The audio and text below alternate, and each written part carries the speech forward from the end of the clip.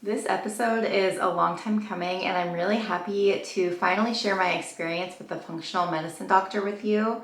I'm going to just go through my whole backstory with why I went to functional medicine doctor, the tests that I took, how much everything cost, what I learned at my first appointment, what I'm doing now, and then what is next for me. So this episode is going to get a little long. Sorry, but it's just a lot of information, and if you're experiencing anything going on with your body and you've given up hope on regular doctors, maybe functional medicine is for you. So I'm hoping that you find this episode to be really informative, and yeah, let's just get into it. So my backstory, I decided to go because I've struggled with joint pain for as long as I can remember, specifically my left hip, my knees, my left shoulder, and then just other joints will flare up here and there. Especially happens when I work out, or even if I'm just walking around the block, like that seems to really aggravate my hips. So it's really frustrating when I'm trying to be healthy and I can't even go on a walk. But then other things that I struggle with are I have mild acne, especially around my period, around my mouth. So like hormonal areas, I would just break out, especially along my cheeks. I did a really intense skincare treatment a few years ago, and honestly, my skin's never been the same since, so I think that definitely messed up my moisture barrier. But the acne, I don't think I'm still having acne from something I did 2 years ago, and I'm turning 36 next month. It's getting old, so I just wanted to see if there's something going on in my body that could fix that. And then I wanted to see if there was anything going on with my sex drive, like maybe something hormone related. Since I got the Flow app, I learned that my sex drive does increase when I'm ovulating, so I feel like that's actually pretty normal and healthy. So I wouldn't say that I have zero sex drive, it's just not as high as Steve, my husband, would like for it to be. So I just wanted to see if there's anything going on with that, or if I could do anything to get it a little bit higher. And then this past winter, I was pregnant and then I ended up miscarrying. And I mean, towards the end of the pregnancy, I was in so much pain I could barely move. I remember I was at Costco and I saw this pregnant mom pick up her toddler, and it just clicked in my brain. I couldn't do that. Like, I couldn't even, if I'm not pregnant, pick up my toddler. And here is this woman who's probably 8 months pregnant, picking up her toddler and having no issue with it, and that terrified me. And then a few weeks later, I ended up miscarrying. So I just wanted to see what's going on with my body. Can I fix this? And I've done chiropractor for years, acupuncture, I do low impact workouts, I stretch. I mean, I really do take good care of my body, and it's just frustrating. I feel like other people don't have to experience this level of pain that I'm dealing with almost daily. And so after my miscarriage, I decided that this year I'm going to focus on my body. I'm going to invest in my body. I'm going to figure out what's going on, and then possibly if I can fix this, then I will try to get pregnant again. But not until I figure out what's going on with my body and just get a better reading on what I'm dealing with. So that's why I decided to go to a functional medicine doctor. I don't go to the doctor. I've lived in Nashville for years. I don't have a primary care physician. I just avoid them at all costs. And the reason I do that is because I've never had success when I've gone to a doctor and they've diagnosed me or fixed any of my issues. Like, okay, they'll give me an antibiotic if I have strep, and I'm grateful for that. But usually they just tell me they don't see anything wrong with me or why I would have pain. And like, I've had x-rays done, I've had specialists look at me, they just don't find anything. And so I honestly probably haven't been to the doctor since 2017. And then after COVID, I stopped having faith in Western medicine. I feel like if that didn't wake you up a little bit, I don't know what will. So I started making switches just in my everyday lifestyle. I switched to mostly clean beauty, lifestyle products. I use homeopathics and more holistic medicine. My mom used that on us when we were kids, but I didn't use it as an adult really until recently. I'd say probably 90% of the groceries that we buy are organic, and we cook a lot. We have a Berkey water filter with the fluoride filter add-on. I don't drink tap water. I use fluoride-free toothpaste, aluminum-free deodorant. I mean, there's so much more, but it's safe to say I'm really health conscious, and I'm trying to figure out what's going on with my body in the most natural way I possibly can. I don't take any prescriptions. I just wanted to fix myself before I ever tried to have a baby again. So I learned about functional medicine on Instagram and TikTok. And then I started chatting with my more holistic friends and learned even more about their success that they've had with functional medicine. So I decided to give it a try. And functional medicine, in case you don't know, it's different than conventional medicine. Functional medicine doctors spend a lot of time gathering medical history. The intake form is extensive. It took me 45 minutes to fill out at the doctor that I went to.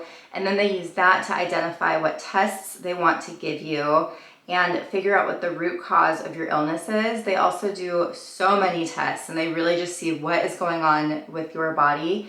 So I researched a few in Nashville and I ended up booking an appointment at one called Fork Functional Medicine. They're down in Franklin. And I booked with them, I think February 1st, or like the very beginning of February. So because there were so many tests that I had to do, and because I was waiting for my period to restart after the miscarriage, they didn't book my appointment until April 4th. And so I was kind of upset because it's like, oh God, that's so far away. But then once I got into the process of testing and everything, it couldn't have possibly been faster because the timing of the test is really important for like, especially like hormone tests, for example, like saliva tests, which I'll get into later in this episode. But it's just, I get it now. And the few months that it took to get that appointment and finally go in, it was kind of worth it because I could mentally prepare for what I was about to do. So one thing I really liked about my functional medicine doctor was they spent like 30 minutes doing an onboarding call with how everything will work, what I should expect, the pricing of everything before I booked. And it was expensive. The appointment was over $900. And then I had to pay a 50% deposit up front. And so I did that and then I paid the rest at my first appointment. And then I stopped taking all of my supplements the day that I booked that appointment. I wanted to see what my body's baseline health was and just where my levels were at without any added supplements. And I take a lot of supplements, so it was hard for me to just cut them all out. But a few weeks later, I had another onboarding call with another staff member, and then she walked me through all of the tests, the pricing again. And I really like how they made sure I understood everything I need to do, because I feel like when I deal with conventional medicine doctors, they kind of just like, you go in for your appointment, they don't really explain anything to you, and then you get a bill from insurance later and you're just like, okay, I guess that's that. And usually like nothing even happened. So I like how they really took the time to explain it to me. I don't know if this is normal for functional medicine doctors, but the one I go to specifically, I'm very impressed. First, I did the at-home stool kit, which is where you literally poop in a little container for a few days and ship it away. So you have to make sure you have no probiotics, sauerkraut, or kombucha for 2 weeks before. That test was $550, and the actual process wasn't as bad as I was expecting. You have gloves, and the vial that you place your stool in has this little shovel in it. It sounds gross, but what was bad was there was a huge storm in Nashville the second day I was doing the test, and you have to keep the test in the fridge because it's like 3 days of testing. And so the stool needs to be kept at a specific temperature, and then the power went out. So we had to hook our generator up to the fridge and we just ran it for like the whole day until the power came back. It was kind of funny. And then the saliva hormone test. So this has to be done on day 19 to 21 of your period cycle. And you want to make sure you avoid any anti-aging creams 3 days before because they could mess with your hormones. And this test was $285 and it was surprisingly hard. It seems so simple because you just spit into this little vial at specific times during the day.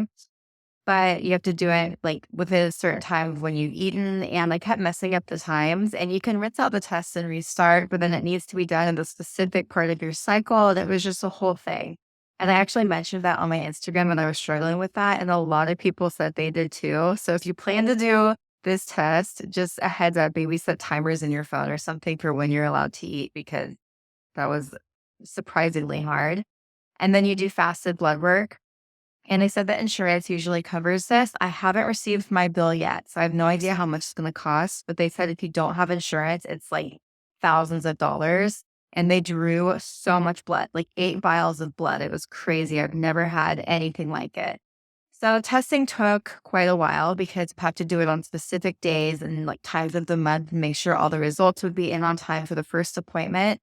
And while I was doing all of those tests, I started seeing a pelvic floor therapist because I was just in so much pain. And People were telling me that it also helped with their back and hip pain, and then also with pain during sex, which I do experience. And I had a copper IUD that I took out because I thought that that was doing it, and it didn't really make a difference. I've struggled with pain during sex for a couple of years now. And so the pelvic floor therapist said that I'm extremely tight on the right side, more so than the left.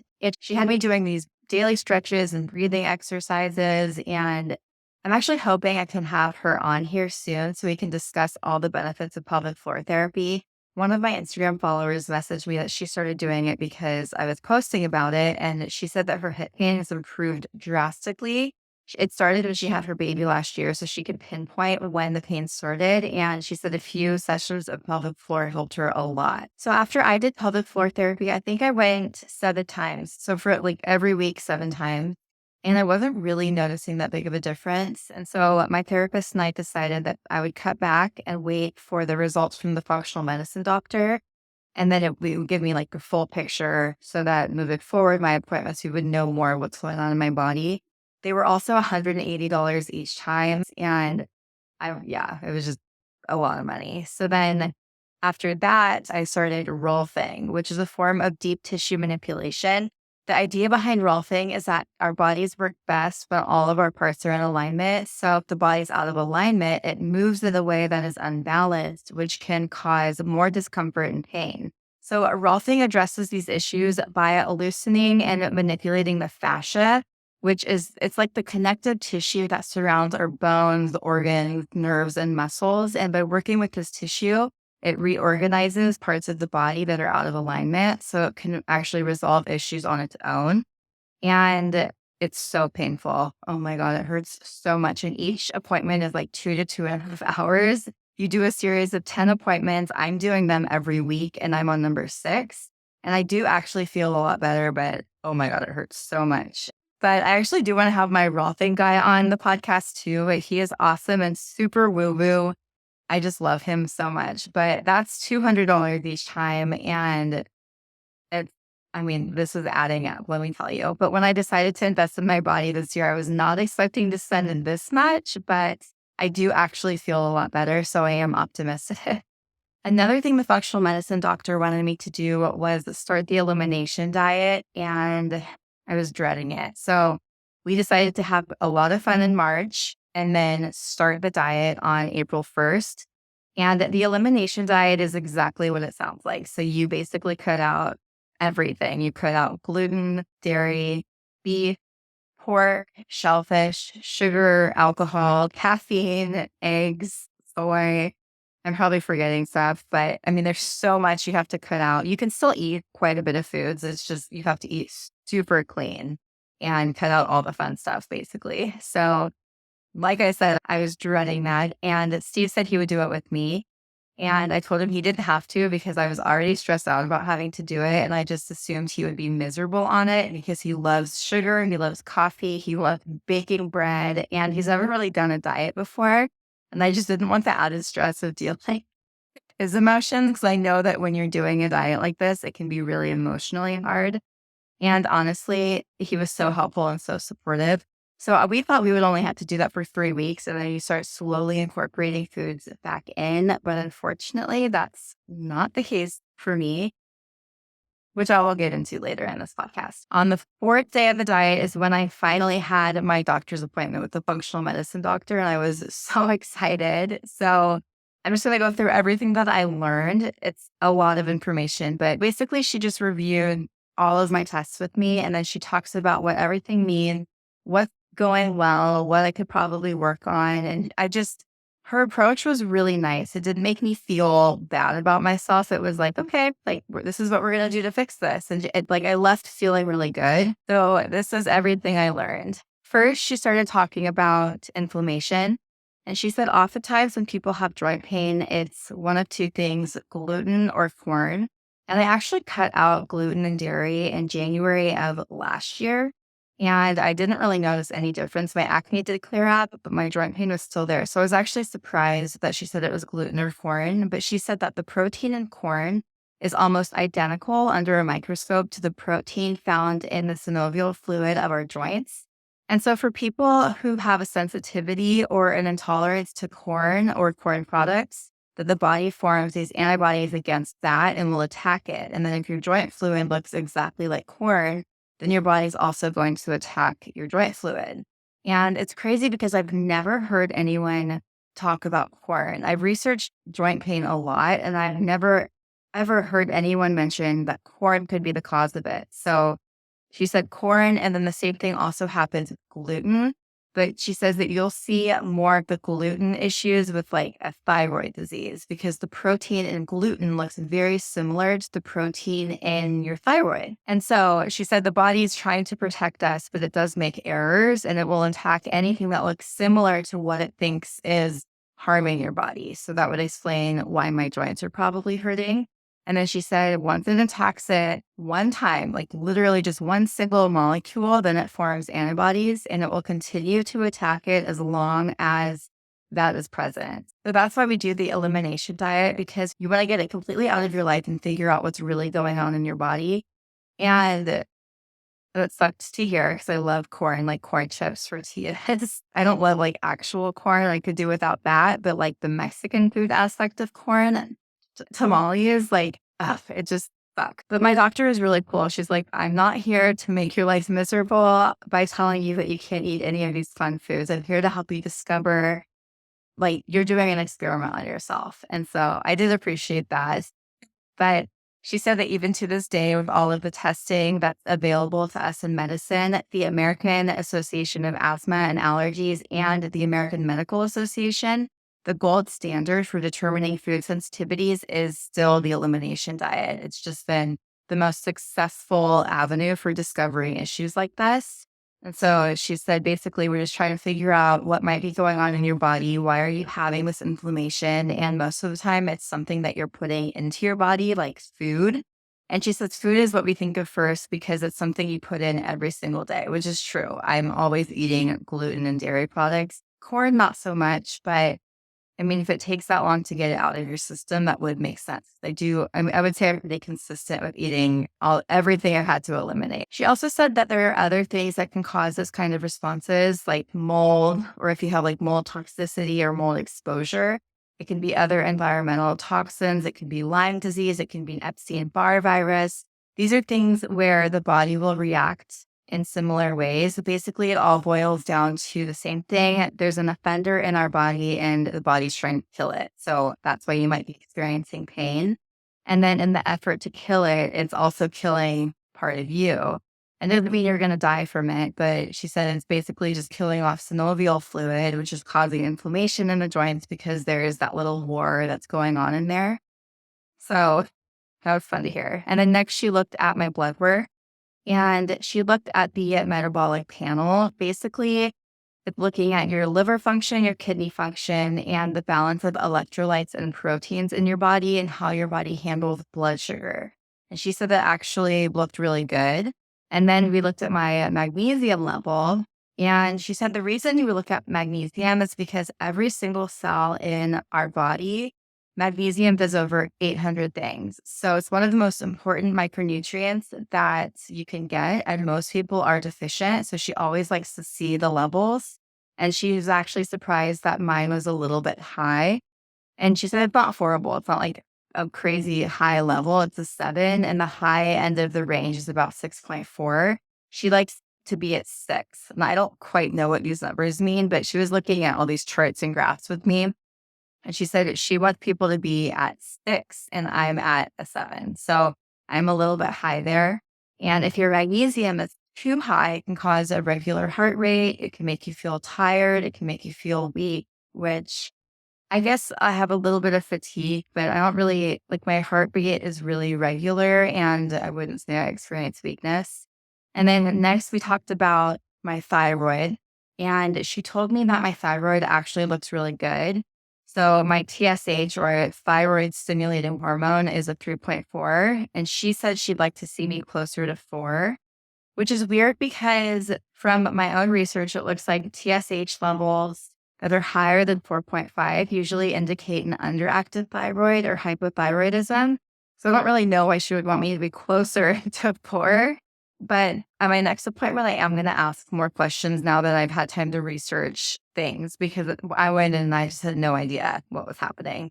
And so my doctor said that the thing that stands out were my thyroid antibodies. And she's like, you know, you have Hashimoto's. Like I would have just known, like maybe someone else would have told me. I had no idea. And I've actually had my thyroid tested before, probably back in like 2016. No mention of this. She said that this explains a lot of things for me. She said Hashimoto's is when your body attacks your thyroid. And early in Hashimoto's disease, you don't really see symptoms. You just see that the body's getting damaged. And so the goal is to stop the body from attacking the thyroid. And she said we want to reverse that and then we want to lower the antibodies. The antibodies are the markers that the body creates to tell the body to attack it. So usually it comes from gluten and dairy, I guess, are really big things for Hashimoto's. And then she said my thyroglobulin antibodies are a 10, and we want to see those less than 1. So I guess that's a lot. And then she said my thyroid peroxidase antibodies are 229, and we want to see those less than 9. So I am pretty high there. But she says she's had people come in and see her and their thyroid antibodies were in the thousands. So that made me feel a little bit better because I'm not like crazy off the chart. But I mean, 229 to 9 is a pretty big difference to me. But I like that she said she thinks this is really doable and that we can actually reverse a lot of this. And it definitely makes her think that I do have some autoimmune stuff going on that's likely related to food. And the good thing about that is, as much of an inconvenience as it is, it's not that hard to fix. I just have to make some lifestyle changes. So she also said right now my thyroid function isn't too bad, but there might be a time when we need to give me a little bit of thyroid medication to just help support things while we're getting them better. But the goal is that we can get those antibodies down, reverse that, and then we don't have the disease go any further. And she says that that can actually happen for a lot of people where you can reverse it. So that's the goal, which made me feel really good. It's not just something I'm going to have forever and I'm screwed and I'm just going to continue to get sicker and sicker. Like you can take care of your body the right way and kind of fix these things. So if you're wondering if you have Hashimoto's, these are the symptoms that you might experience, like constipation, difficulty concentrating or thinking, dry skin, enlarged neck, fatigue, hair loss, heavy or irregular periods, intolerance to cold, mild weight gain, and then small or shrunken thyroid gland, which happens later in the disease. And what's weird to me is like, okay, I don't like the cold. I do prefer to be warm, but I mean, out of all of them, really, I have like mild weight gain. I don't really have anything else except maybe fatigue, but it's hard to tell if you're fatigued or if you're just tired. So I feel like it's not that crazy, but I'm still just trying to wrap my head around having Hashimoto's. I'm starting to feel really down about myself, especially this past week. And I was talking to my friend Taylor, who also has thyroid issues, and she was like, don't think of it as having Hashimoto's. Instead, you just have a thyroid thing that we're working on. And I really like that mindset because I don't identify as someone with the Hashimoto's that has all those symptoms and having to change my whole lifestyle forever. Like it was just really hard for me to grasp that. And so it's like, okay, we're just working on this thyroid thing. I like that a lot more. So, I mean, you could really apply that to anything in your life. Okay, so then my doctor and I discussed my blood work hormones, and she said that my estrogen is slightly elevated, but it's not terrible. It's just something we should pay attention to. And it could be because of the pregnancy. So I took the test on my second period after my miscarriage, so things may have still been off. She said that my pregnenolone, which I could be completely butchering that word, pregnenolone. She said that that looks really good. That's like your master hormone that makes progesterone, estrogen, DHEA, and testosterone. So I'm glad that that looked good. She did say that my progesterone is still on the low end of the range for someone who's in the luteal phase, which is when you take the test. But that could also be because I just had a pregnancy. So we're still waiting for my hormones to regulate, but she said based off of everything, my testosterone actually looked pretty good. It was at a 39, which if you know what that means, great. I have no clue what the range is. And then she said that my blood work hormones really don't look that bad. So that was good to hear. She did say that I have elevations in my lipids, which is cholesterol. but it's not that bad. And I just need to make a few small changes that were like really easy. And she's like, this is the least of my concerns right now. Really, I wouldn't be too concerned. One thing they do check in the lipid test is inflammatory markers, and they checked a high sensitivity CRP, which is the inflammatory marker. She wants to see it under 1, and mine was a 1.6, which doesn't seem like much of an elevation, but she said any elevation of a high sensitivity CRP is significant. And it tells us, hey, look, there is something going on here. Just be aware of this. And so she said it's more of a warning flag than a red flag, but it is something to watch. And she said my fibrinogen was high. I could be butchering this word. It's basically fiber in my blood. And when it's high, it means that my blood is thick. So the thicker your blood, the more increased your chances for a stroke or some sort of cardiovascular event, which is terrifying. And she's like, because if you think about it, thick blood just doesn't travel as freely. So it kind of means there's inflammation in the body. So she's like, just work on the inflammation and by thinning my blood down for a little bit. And we can do that with a high dose fish oil and then get the blood thinned out so that the body can work on fixing some other things. And it's hard to do if the blood is thick. So she wants me to take a high dose of omega-3, which will also probably help with some of my joint pain and some other inflammation in my body. So I was like, okay, I could take more omega-3. That's something that I was taking before anyways. And then she said that my insulin looked good, but I am deficient in vitamin D, so I have to supplement that. And she said it's harder to get your vitamin D levels up than it is to keep them up. But once you get them up, then you can lower the dose of your supplements, and then you just go into a maintenance dose and keep it up really easily. And she said almost every single woman that comes to her is vitamin D deficient, which is crazy. Like, what's happening to women of making us all vitamin D deficient? So she said when you're looking for vitamin D supplements, there are 5 different kinds. And she says she likes for people to do a vitamin D3 with K2 in it. And it's because the vitamin K makes the vitamin D more bioavailable in your body. So you just absorb it better. And then for women, it actually helps in the long run to prevent bone loss. So it's just something I think every woman should have. By the way, I'm going to link all the supplements and everything I'm talking about below in case you want to dig in or see what they recommend, because there's so many supplements out there and you want to just make sure that you're taking high quality ones and ones that are actually going to be effective. So next she said that my iron and my ferritin are both low. So ferritin is your storage of iron. So she says when the ferritin gets low, we know that you can become iron deficient really quickly. So she wants me to take iron, and that was basically all the blood work. And then next she reviewed my salivary hormone test.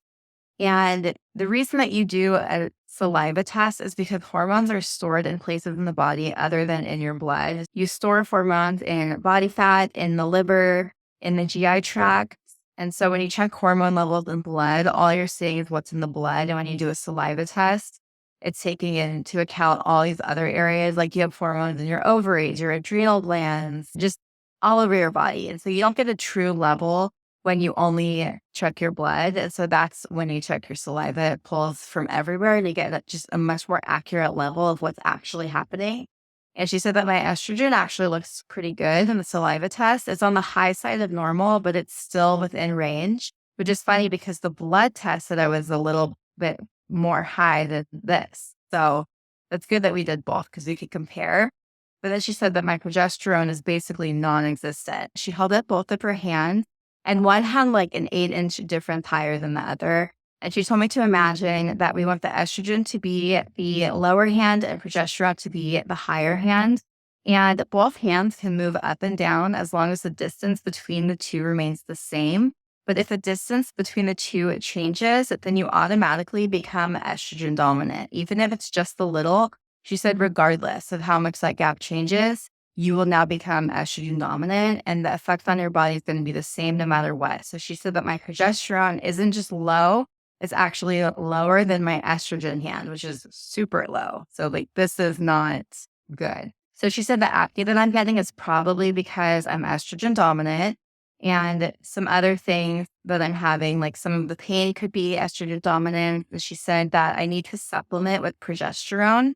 And she also taught me something really interesting about pregnancy. Apparently, a lot of times women cannot carry a pregnancy to full term because they're deficient in progesterone. So that's probably why I miscarried. And I had no idea that was even a possibility. My gynecologist didn't tell me anything about my progesterone levels. And I think that's really disappointing because I miscarried. You were there when it happened. I was doing all this blood work in your office for my HCG levels, but you didn't think to test my progesterone. Anyways, I'm glad I'm with the functional medicine doctor now because now I know. So she put me on progesterone and said, if I do get pregnant, you take this through the first trimester and then it will help the egg stay implanted so you're less likely to miscarry.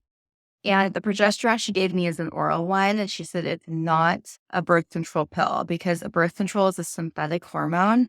And synthetic hormones can actually suppress your natural levels of hormone, which is why it's used for birth control. So she prescribed me with a bioidentical progesterone that supports healthy progesterone levels. And apparently, if you look under a microscope, it's molecularly identical to the progesterone that's made by your own body. Whereas synthetic progesterone is not, it's completely different molecular structure. So just a heads up if you guys are taking birth control or any like non-bioidentical progesterone, then you might want to ask your doctor about that. And then she said my testosterone and DHEA were a bit on the low side, but she wasn't too concerned about that.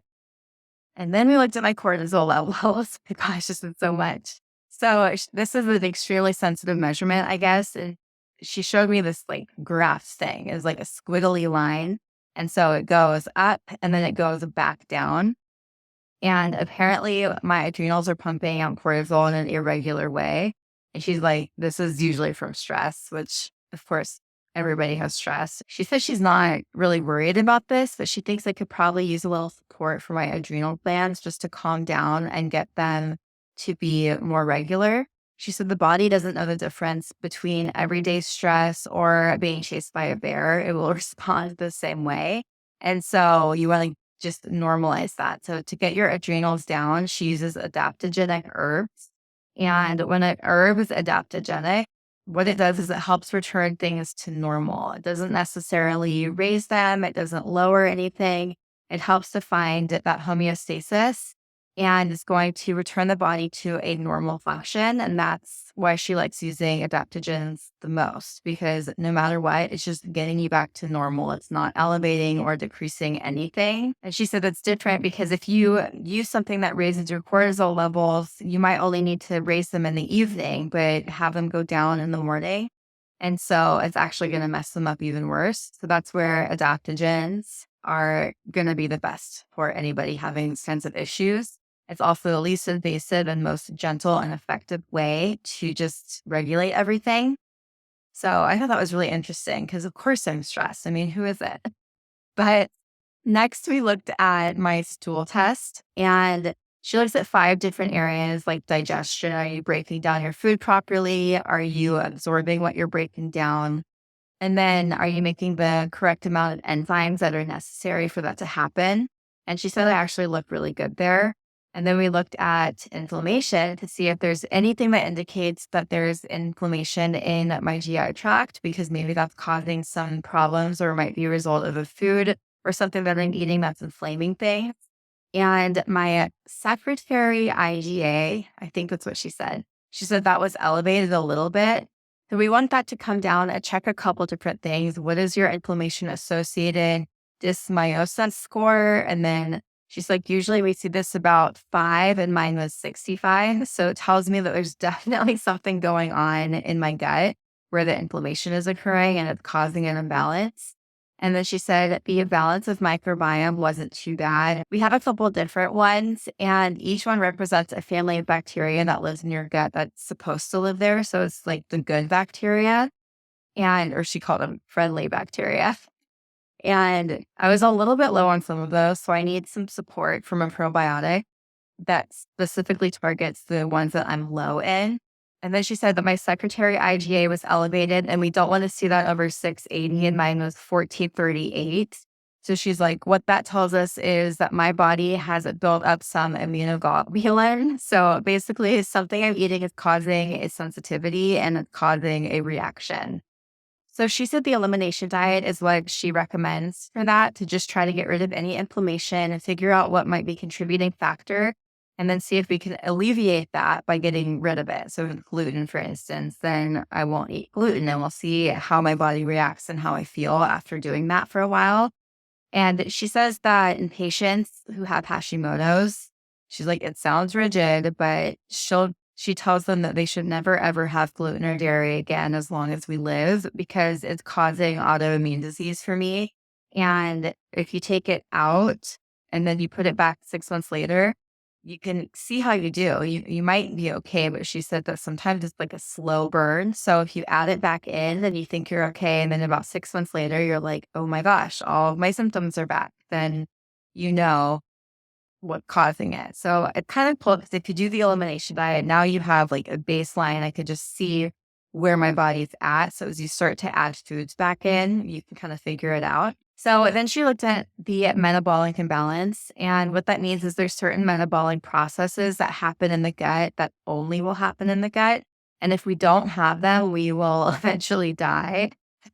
So she's like, all of our B vitamins, for example, those are all made in the gut. So unless you're taking them orally, that's all of it. And then all of your short-term fatty acids are made in the gut. Your neurotransmitters are made in the gut. So think about it. People who have like Crohn's disease or have other major bowel dysfunction, ulcerative colitis, something like that, oftentimes they will also have anxiety and depression.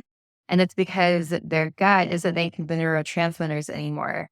So it's starting to affect their mental health. So it's just kind of interesting. Like things like that are so powerful and the gut can affect so many different things in our bodies. Also, this is where we break down food for fuel for the body. So without that fuel, we obviously wouldn't live.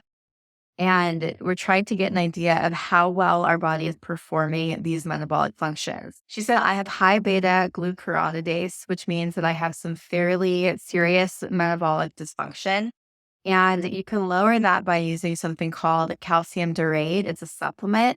And she said that it actually has a lot of research lately on the prevention of cancer. So it's a really good supplement for us to take anyways. I'm definitely going to link that one below for you guys. And then the short-term fatty acids. So like how she said our body makes short-term fatty acids in the stomach. Well, when we see short-term fatty acids low, the way that they try to address that is by giving you a certain type of fiber. And that particular fiber is broken down in the gut into short-term fatty acids. And she said it's just really hard to get into your diet, especially if you're having some sort of dysbiosis going on, because then your body is not going to do the best job of absorbing and breaking down those nutrients. And she said that mine is a little dysfunctional right now. So she gave me a supplement called Gut Plus. It's a pre and postbiotic that will help replace those short-term fatty acids. And then she said I didn't have any infections in my gut. She didn't mention parasites or anything like that, too. So I like that. She said as a whole, I'm not terrible, but what she saw is in alignment with what I'm struggling with in terms of autoimmune stuff, inflammation, joint pain, hormonal imbalances, and all of that. And then we talked about my estrogen levels and why mine was a tad bit high. She said that estrogen is one of the ways that we get rid of estrogen. So the body makes estrogen every month, right? And then that's how you have a period because your estrogen goes up and then you begin that whole shedding process. So when your body makes estrogen at the end of the month or it fell over, it needs to get rid of that estrogen because otherwise next month it's going to get the same amount all over again. And then you're going to get higher and higher estrogen. So one of the ways it gets rid of it is through the GI tract. And if your GI tract is not in the healthiest place, then you can have a buildup of estrogen. So I feel good because she said she doesn't look at me and feel puzzled. She said that my body is really easy for her to read. And she's confident that if we make a few changes for a bit, then we will see some really big improvements. I asked if low progesterone or high estrogen would cause weight gain, and she said yes. And hopefully normalizing that would help me lose some weight. And I just left the appointment feeling really optimistic that if I take exceptionally good care of my body for a little bit right now, then I will develop the skills to rebound and fix itself. And she said right now my body's just a little bit sick and needs some help, but she's optimistic that we can get everything normalized. So this is what she recommended for me. So we're going to retest my magnesium levels next time. I'm going to continue the elimination diet for so I think she said 4 to 6 months. I thought it was 3 to 4, but sucks. And then she said no caffeine until all of my symptoms are gone. But I can't have adaptogen coffee, which I will tell you, it does not taste the same. It's just not the same, especially without milk. It's not the same. And then she added some bioidentical progesterone. She gave me 50 milligrams, and I don't take that every day. I only take that on days 14 to 28 of my cycle. And then she gave me these adaptogens that I squirt into my mouth. So I do 2 in the morning and 2 in the afternoon, which I actually did not do today. I forgot this afternoon. Whoops. And then I asked if I should be taking vitamin C and other supplements like that. And she said that most people actually have pretty decent levels of micronutrients. But if I am going to do something like that, that she would like me to just take a multivitamin. So she gave me one called Phyto Multi. And then she gave me GI Revive to help get rid of inflammatory markers in my gut. So it's going to help repair any damage in the GI tract from those immunoglobulins. It's going to help reduce inflammation. She also gave me another one that's called Inflammacore. And this is a protein powder that I've been taking every morning on the side. It's really nice because I feel like in the morning, that's one thing I struggle with this diet is I don't know what to eat in the morning. I don't love oatmeal and I feel like there's just not that many options. And so the protein powder has been nice because you just drink it really fast and it has 19 grams of protein. And this one's also nice because it's really highly anti-inflammatory to the gut. So it's a medical grade anti-inflammatory drink and it coats the intestines and gets rid of inflammation. And then I do the GI Revive at night. So like they said basically on an empty stomach. So you do it right before bed, not like right after dinner. And then that's a powder and you just drink it also. And that would taste like peaches. It's actually really good. And Gut Plus is going to help balance everything out. The calcium diurate is the stuff that I'm going to take to get my beta glucuronidase down. That's the one that helps prevent cancer. She gave me orthobiotic, which is a probiotic. And that's what's going to help with my microbial profile needs. So I'm low in Bifidobac, and this will help supplement that. I'm literally just like reiterating what she told me. I recorded our appointment. Like a lot of this goes right over my head, but she also said I should be eating a lot of polyphenols. They're antioxidants that repair and strengthen the immune system. They repair tissue. They help the body get rid of inflammation. So things like blueberries, raspberries. She said try to eat the rainbow every single day. And I'm so grateful that she didn't make me cut out nightshades or citrus because I've been like surviving on all of that. So salsa, potatoes, tomato sauce, oranges, lemon, lime, like, man, that would have sucked. I'm so glad. She's like, for now, I won't make you do that, but maybe in the future. I was like, please no. I don't like to take prescription drugs, but she did put me on one called low dose naltrexone because my body is having a pretty significant autoimmune flare up. So the LDN will help to lower inflammation, lower antibodies, and it will just make me feel better. And it's microdose naltrexone, which is actually a drug that they give to opiate addicts. And the reason that she prescribes it, she said that our bodies have receptors to different things. So like there's a receptor for opiates, and naltrexone fills up the opiate receptor so that if a person is addicted to morphine and then they take morphine, nothing will happen. Like they will not feel the effects of the morphine. So it makes them really not want to take it, I guess, because their opiate receptor is full. So then they don't get that effect. So she said basically by accident, they found that people who took it who had autoimmune disease got way better.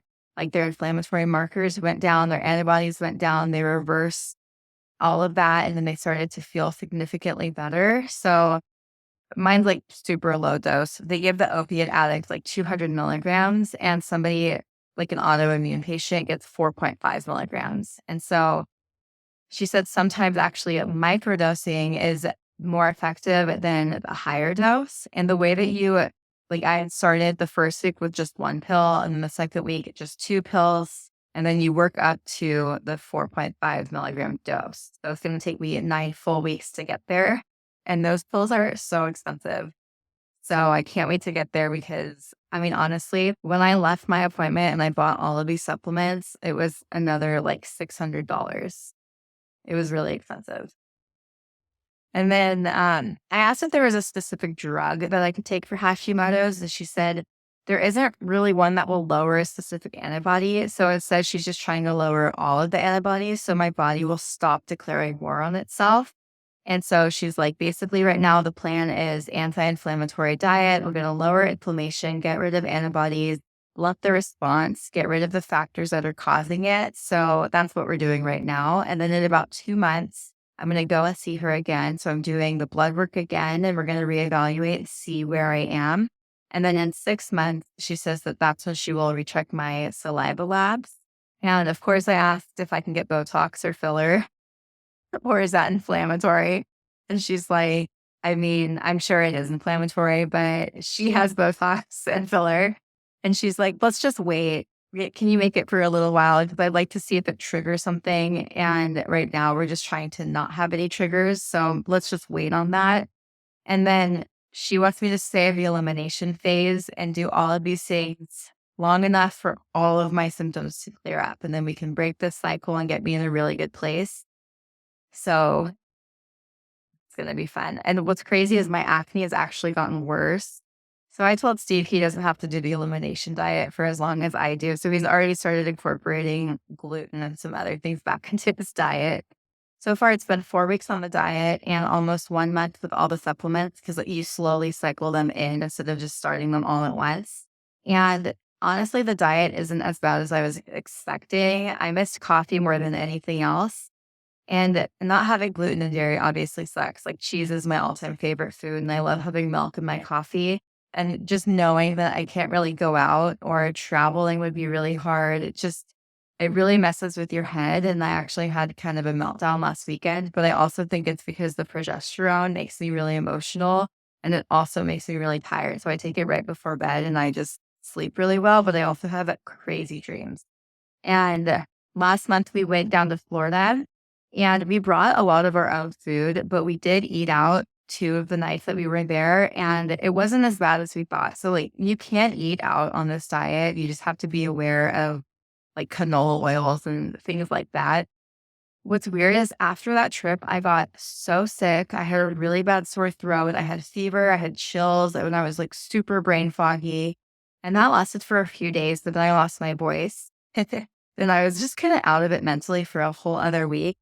And it was bad timing because it was nearing the end of the 3 to 4 weeks of the elimination diet. And so I couldn't really see if the diet made any difference for me.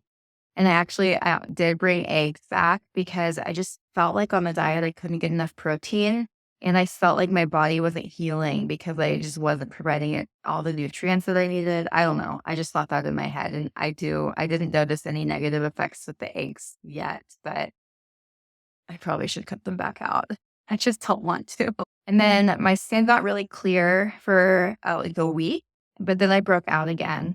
And I've been broken out since. And then my joints seemed like they were getting better, but I wasn't working out. And they usually only hurt when I work out regularly. And they said to not work out when you're on this diet, or definitely don't work out as hard as you normally would because your body is just kind of like detoxing and pushing all the things out. And then after I got sick, everything started hurting again.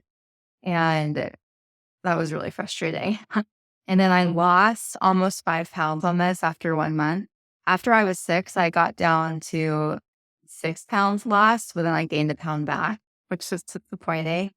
But they do make a really big point. They say this isn't a weight loss diet. It's like, we don't want you to eat less. Just follow the diet as it is and just try to be healthier. So one thing that was cool was I took my measurements and I lost 8.5 inches. And I feel like my face is skinnier and my body just feels harder. So it's obviously working. I mean, you cut out all that stuff. You'd have to lose some fat, I would assume. But overall, I'm honestly still kind of living in dread. I'm sad about my diagnosis, meaning that I couldn't potentially not have gluten or dairy the rest of my life. I am really struggling with that. But I am really glad to know about the progesterone stuff because, I mean, it's just so weird for someone to tell you that you have a disease that you don't really have any of the symptoms for it. So like with Hashimotos, I just don't really feel like I have Hashimotos, but with the progesterone stuff, like that's why I miscarried. To me, that makes a lot of sense.